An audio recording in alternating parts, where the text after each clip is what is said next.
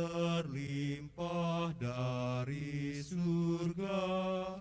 Tinggallah di dalam kami karena kesetiaan-Mu, Yesus pengasih penyayang.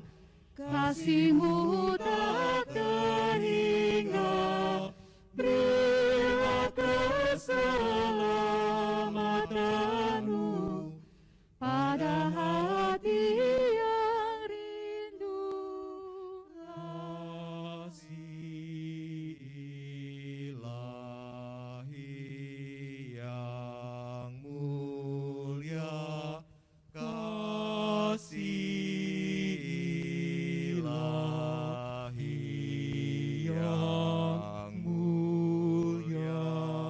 Kami ciptaan yang baru, suci dan tak bercacat. Untuk melihat keselamatan yang besar dari Tuhan, masuk dalam kemuliaan di surga yang mulia, melayani-Mu selalu, memegahkan kasih-Mu, ya, memegahkan kasih-Mu.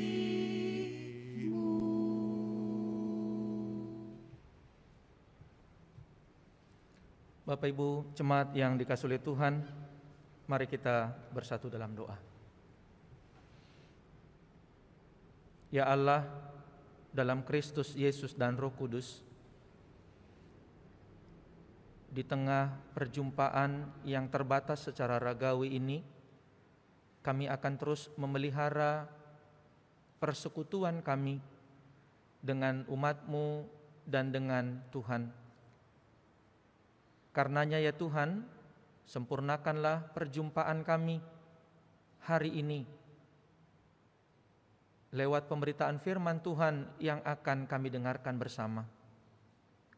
Dan biarlah firman Tuhan boleh sungguh-sungguh menjadi kekuatan baru dalam kehidupan kami, menapaki hari-hari yang Tuhan percayakan kepada kami.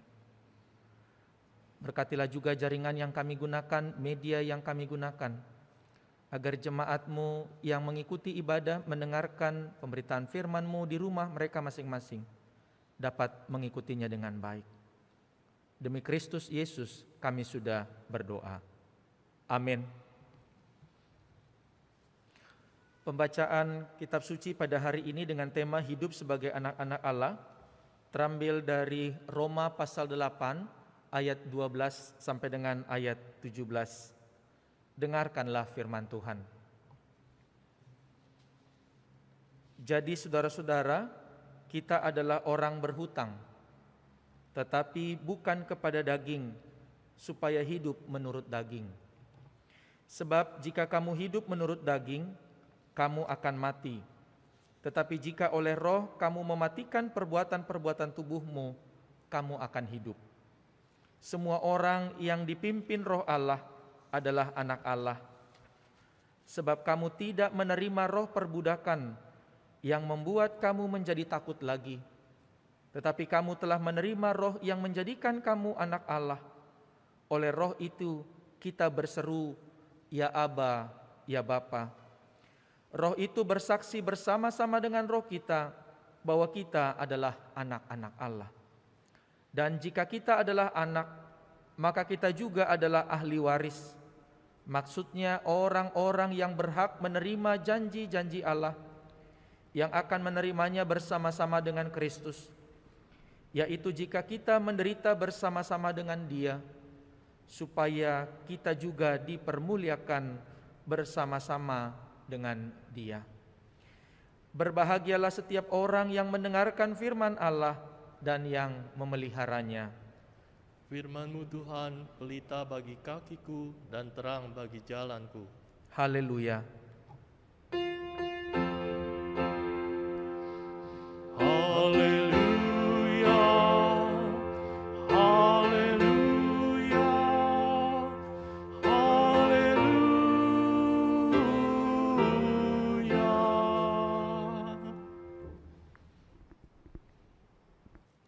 Selamat pagi, selamat hari Minggu, Ibu Bapak, Opa dan Oma, remaja pemuda dan anak-anak sekalian.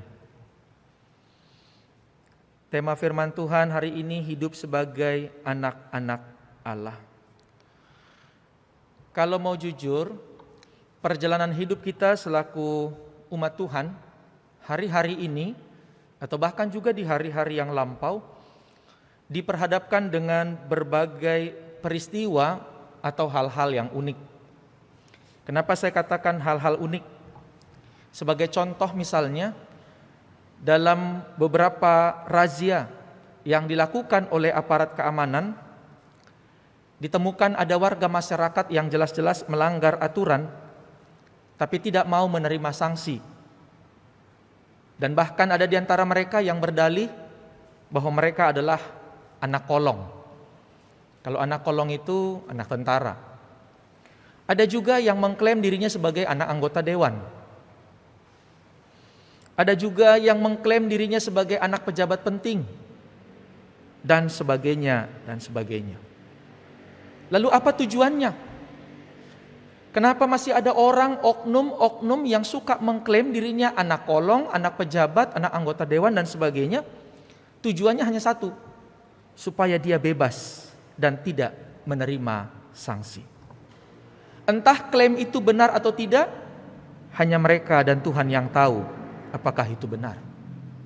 Tidak ada seorang pun di antara kita yang bisa mengetahui. Kalau dalam kehidupan rumah tangga, keluarga, mengaku anak dari orang tua sendiri, itu bukanlah sesuatu hal yang sulit untuk kita lakukan. Dan memang sudah seharusnya, sudah sewajarnya sebagai anak kandung kita mengaku bahwa mereka adalah orang tua kita sendiri. Tapi mengklaim, mengaku diri sebagai anak orang lain yang bukan orang tua kandungnya, ini juga bisa menimbulkan suatu masalah dalam kehidupan kita. Karena paling tidak, kalau ada yang mengklaim saya adalah anak dari orang tua ini, atau saya adalah anak dari bapak atau ibu ini, maka di dalamnya ada satu prasyarat, yaitu adanya atau terjalinnya relasi yang istimewa. Mengklaim bahwa saya adalah anak dari orang tua ini, itu berarti di dalamnya harus ada terjalin sebuah relasi yang istimewa. Apa relasi yang istimewa? Relasi yang istimewa dengan orang yang kita akui.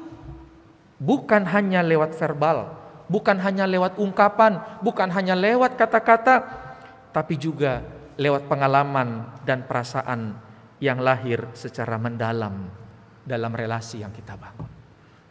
Bapak Ibu Saudara yang dikasihi oleh Tuhan, anak-anakku yang ada di rumah, perikop ini juga bicara tentang perbandingan antara hidup yang dijiwai oleh roh dengan hidup yang dijiwai oleh daging. Kalau kita baca teks ini secara utuh, maka dalam teks ini ada perbandingan yang dikisahkan dalam 3 adegan. Adegan pertama adalah ada gambaran hidup menurut daging versus hidup menurut roh dalam ayat 8 sampai ayat 11. Lalu yang kedua adalah ada konsekuensi dari sikap dan tindakan hidup menurut roh dan hidup menurut daging. Ada konsekuensi logis antara hidup menurut roh dengan hidup menurut daging. Dan yang ketiga adalah, adegan yang ketiga, ada identitas sebagai anak-anak Allah dalam ayat 14 sampai dengan ayat 17. Lalu yang menjadi pertanyaan untuk kita hari ini adalah, benarkah setiap orang Kristen, setiap umat Tuhan, mereka adalah anak-anak Allah? Kalau betul kita mengklaim diri kita sebagai anak-anak Allah, apa buktinya bahwa kita adalah anak Allah? Dan pertanyaan yang ketiga, bagaimana seorang Kristen bisa membuktikan bahwa dirinya sungguh-sungguh anak Allah? Jadi pertanyaan ada 3. Benarkah kita anak Allah? Apa buktinya kita anak Allah? Dan yang ketiga, bagaimana kita bisa membuktikan bahwa kita semua yang mengikuti ibadah hari ini adalah anak-anak Allah.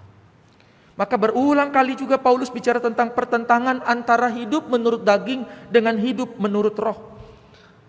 Kalau Paulus menyampaikan ini, Paulus mengingatkan kita semua, mau menunjukkan kepada kita bahwa ternyata ada dua cara hidup yang saling bertentangan satu dengan yang lain. Dan hal ini bisa kita temukan dalam Galatia pasal 5 ayat 19 sampai ayat 21. Kenapa Paulus mengatakan bahwa ada kecemaran, ada permusuhan dan seterusnya, ada banyak. Lalu ada pertentangan, yaitu buah roh yang dimaksudkan. Kalau yang hidup menurut dagingnya banyak sekali. Tapi kalau buah-buah rohnya hanya sedikit. Kenapa? Yang sedikit aja sulit untuk dilakukan. Tapi kalau hidup menurut daging, kejahatan dan sebagainya, ini banyak. Bentuknya bisa beranak pinak. Bukan hanya satu bentuk. Intinya, hidup menurut daging diidentikan dengan hidup yang senantiasa memperlihatkan pemberontakan kepada Allah, ketidaksetiaan kepada hukum-hukum Allah, dan kegagalan kita untuk menyenangkan hati Allah. Dan yang pasti, pola kehidupan seperti inilah yang membawa kita kepada kematian. Dan lawan dari hidup menurut daging adalah hidup menurut roh. Orang yang berada dalam Kristus, mereka memiliki roh Allah di dalam diri mereka. Jadi, jika kita hidup menurut roh, maka kita akan terbuka dan responsif terhadap panggilan Allah. Kalau roh Allah berdiam dalam diri kita, maka kita akan menjadi pribadi-pribadi yang responsif terhadap panggilan Allah. Dan cara berpikir serta bertindak kita juga akan membawa kita kepada kehidupan dan kedamaian dalam kehidupan kita masing-masing. Bapak, Ibu, Opa dan Oma, anak-anak, remaja dan pemuda yang dikasihi oleh Tuhan. Selanjutnya Paulus memperkenalkan ada relasi baru antara Allah dengan manusia. Dan relasi itu diperlihatkan, dilukiskan dengan kata pengangkatan. Mungkin bisa juga ada orang menerjemahkan katanya diadopsi. Orang yang hidup menurut roh diangkat menjadi anggota penuh keluarga Allah. Dan semua orang yang dipimpin oleh roh, mereka diangkat menjadi anak-anak Allah. Lalu, apa bentuk relasi yang baru antara manusia dengan Allah itu?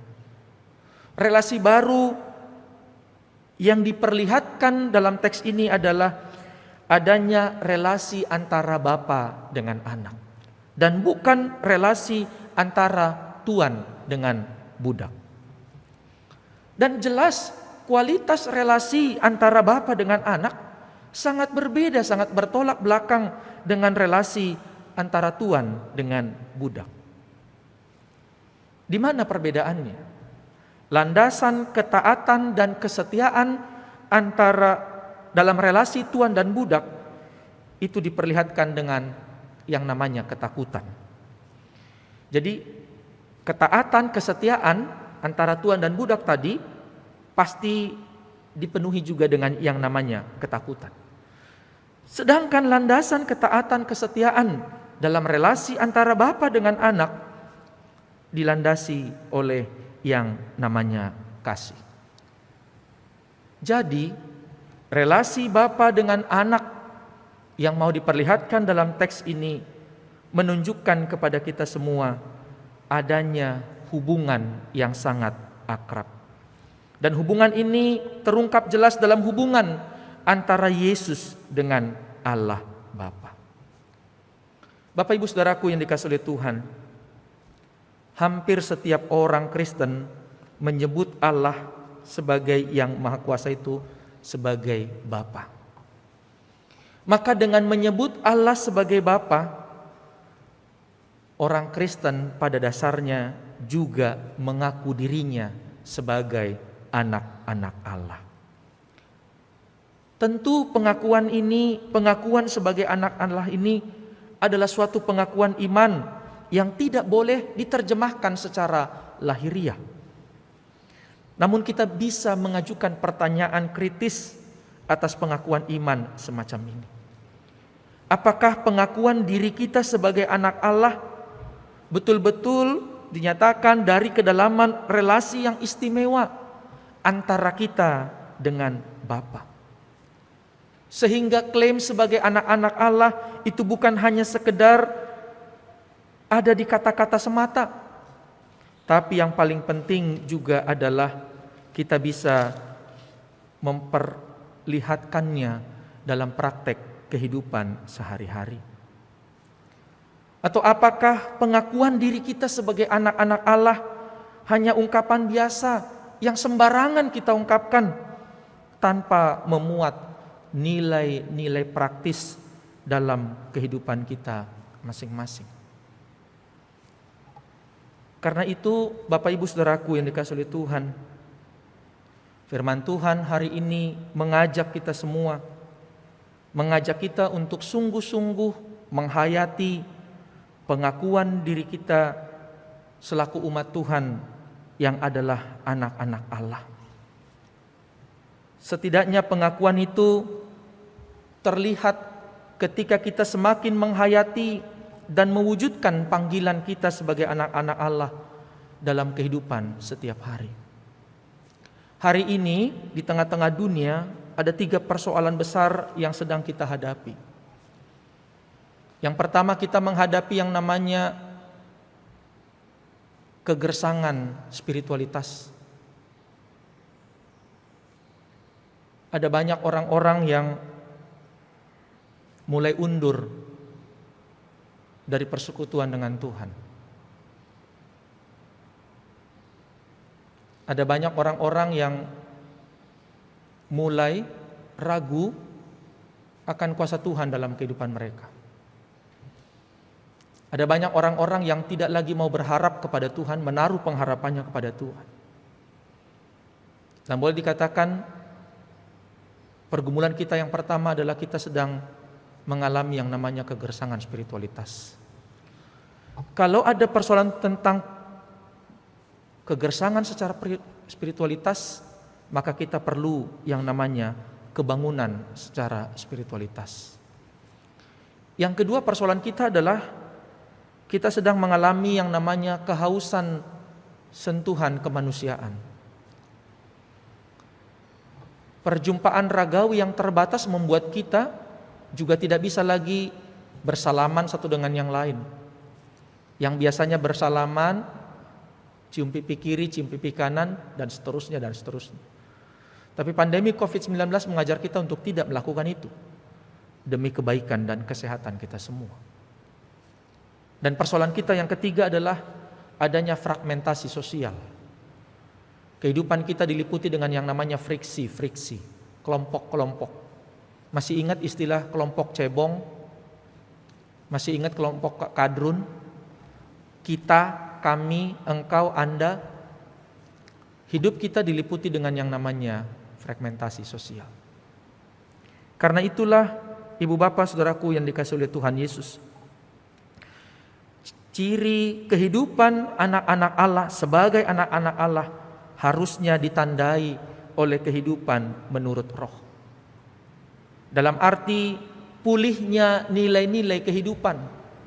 Sentuhan kemanusiaan harusnya menjadi garda terdepan di tengah pandemi COVID-19. Yang kedua juga kita berharap hidup sebagai anak-anak Allah terlihat ketika kita mampu mewujudkan realitas damai sejahtera dalam kehidupan dengan sesama. Menghindari friksi-friksi, meminimalisir potensi konflik di antara sesama. Senada dengan itu ada sebuah ungkapan pernah berkata begini: jika kita sibuk mencuci kaki orang lain, maka kita tidak punya waktu untuk melempar batu kepada mereka. Jika kita sibuk mencuci kaki sesama, mencuci kaki orang lain, maka kita tidak akan punya waktu untuk melempar batu kepada mereka. Apa maknanya? Tetaplah melakukan kebaikan demi kebaikan dalam kehidupan kita masing-masing. Maka hidup sebagai anak-anak Allah senantiasa ditandai oleh pembaharuan hidup yang dinyatakan dalam tindakan kasih yang inklusif. Bukan lagi sektarian, bukan lagi hanya sekedar kasih yang eksklusif, tetapi kasih yang inklusif. Kita juga menghadirkan sebuah kehidupan yang senantiasa terbuka kepada semua orang. Toleran kepada orang-orang yang berbeda dengan kita. Rendah hati untuk belajar dan sekaligus mau memahami setiap aspek kebenaran. Mau bersikap kritis tapi sekaligus juga berlaku adil. Karena itu, Ibu Bapak, Saudaraku yang dikasihi oleh Tuhan, jika kita mengaku diri kita adalah anak-anak Allah, maka seharusnya hidup kita mencerminkan Allah dan sifat-sifatnya. Meninggalkan kehidupan kita yang lama dan sekaligus membiarkan Allah yang berkuasa atas kehidupan kita masing-masing. Dan yang terakhir, kita juga diajak untuk terus melakukan apa yang menjadi kehendak Allah. Hiduplah sebagai anak-anak Allah dan biarlah kehadiran kita boleh sungguh-sungguh menjadi inspirasi bagi banyak orang. Tuhan Yesus memberkati firman-Nya. Amin.